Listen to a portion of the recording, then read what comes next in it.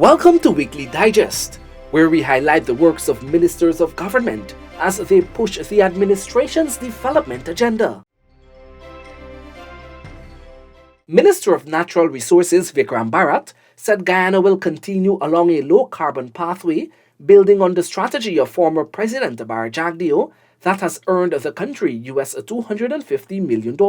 We will ensure in the low-carbon development strategy that our forest is preserved while we maintain a sustainable path towards development.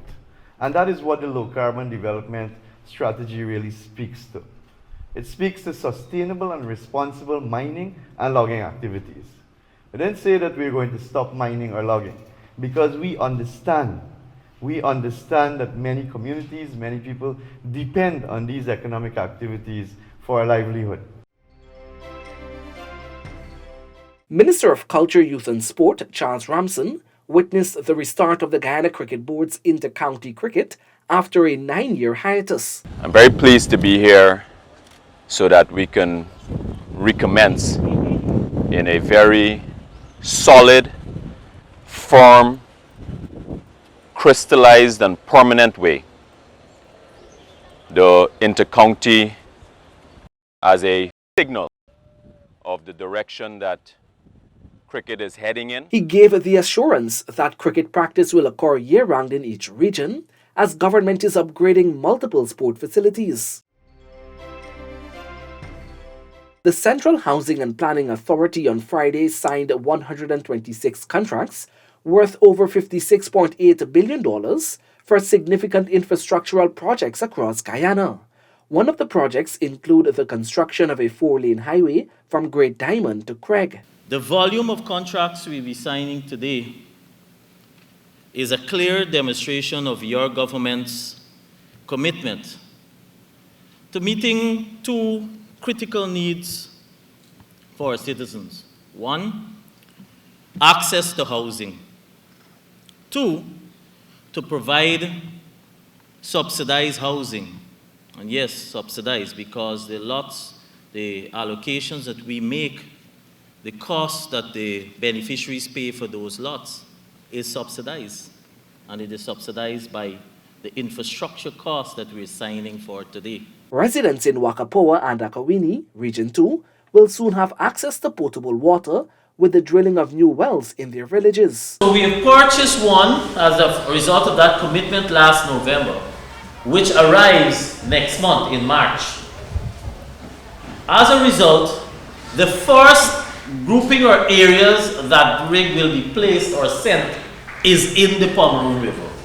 Because the Pomeroon River, the villages do not have a proper source of water. Currently, villagers source water from nearby creeks and rainwater harvesting.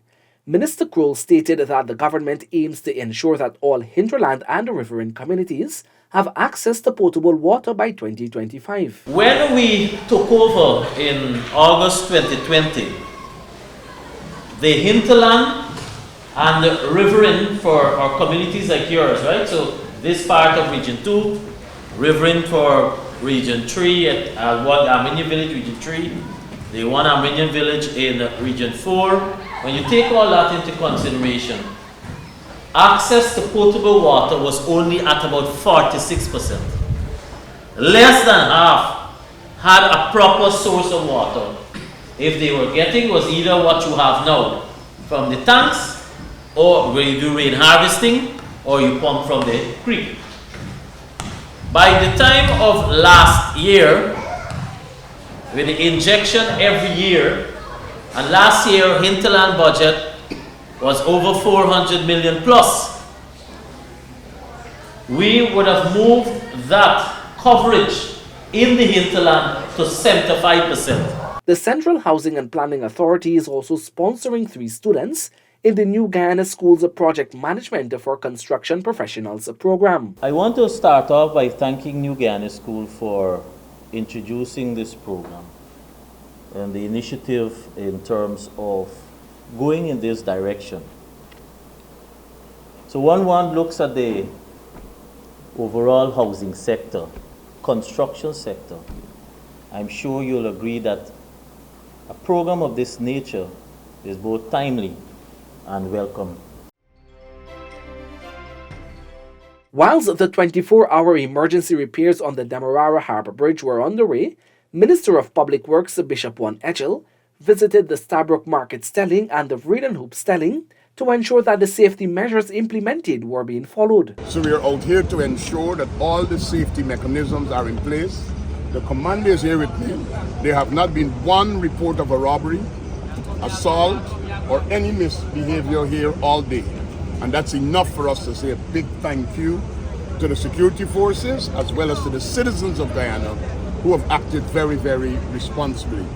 Every time we have situations like this, the way people rise to the occasion is very, very important. It shows our maturity, it shows our understanding, and we are extremely grateful. 60 water tanks have been delivered to residents living in the Madawini Yarracabra area. This is part of a wider government initiative to better the living standard of citizens. Today is another demonstration of us being able to fulfill our word and promise to people, and to be able to make sure that we can address their needs and to be able to take care of their situations. And so the partnership is important when you're in a government, understanding that we all must work together to be able to achieve great things. And so we thank the community representatives for their representation in terms of the water situation that resulted in what we have here today. Children in Kokshibai Region 9 will no longer have to travel miles to get to school, as a new primary school has been commissioned in the village. That is exactly what we want, to put you on an even playing field. Even playing field. To give your children everything that if they were born in Region 4, they could have gotten.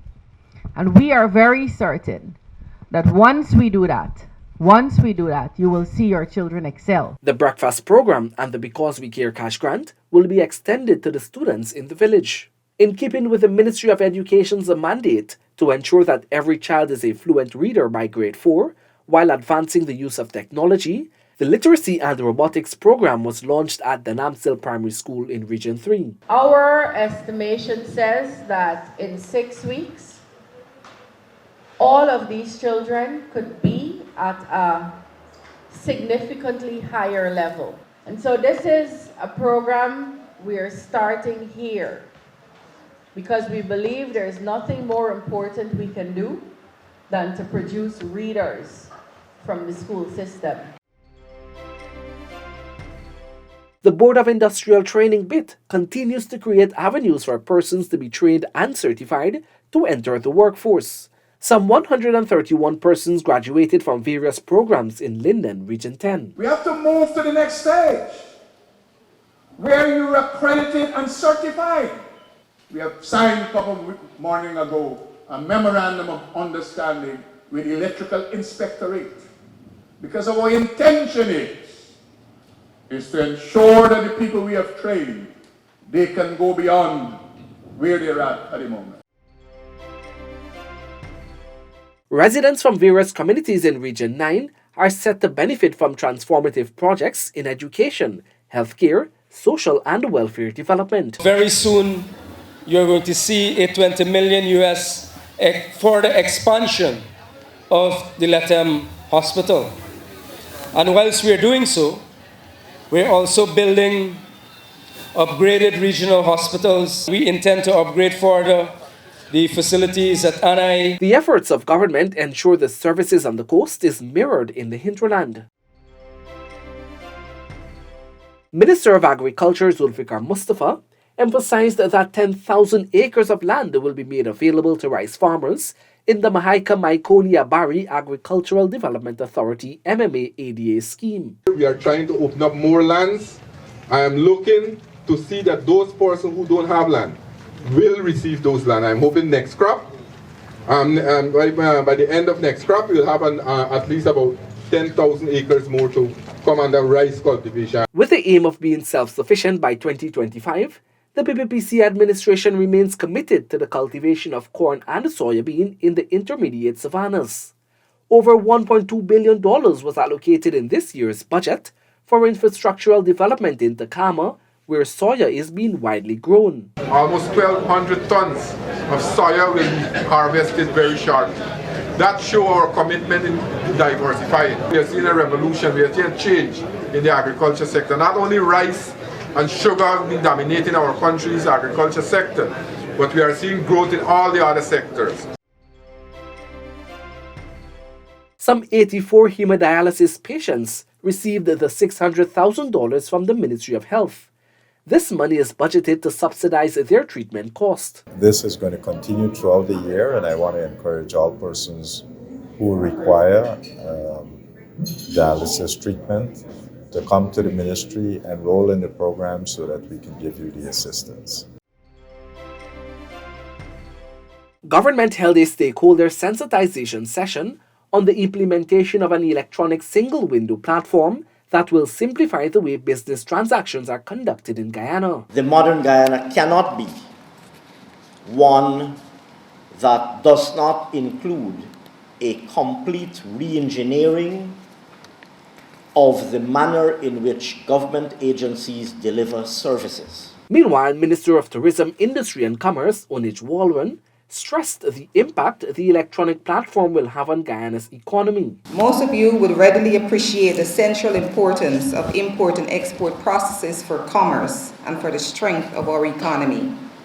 We need to import goods not only for consumption, but as inputs into our production processes and for critical services such as healthcare. The efficiency of the import and export processes as goods move across our borders is a critical aspect of our business environment. Minister within the Office of the Prime Minister with responsibility for public affairs, Kwame McCoy, highlighted the importance of media practitioners in fulfilling government's mandate to allow citizens the right to information. He was at the time addressing participants of the third installment of the Office of the Prime Minister's Media and Communications Academy. It is an important role that goes to the heart of a fundamental right to freedom of information, to the right to our citizen to have information on what its government is doing on a daily basis and being able to translate that in simple language. And that's it for this edition of Weekly Digest. For these and other government-related information, do log on to our website, dpi.gov.gy, and our social media platforms as well. Goodbye.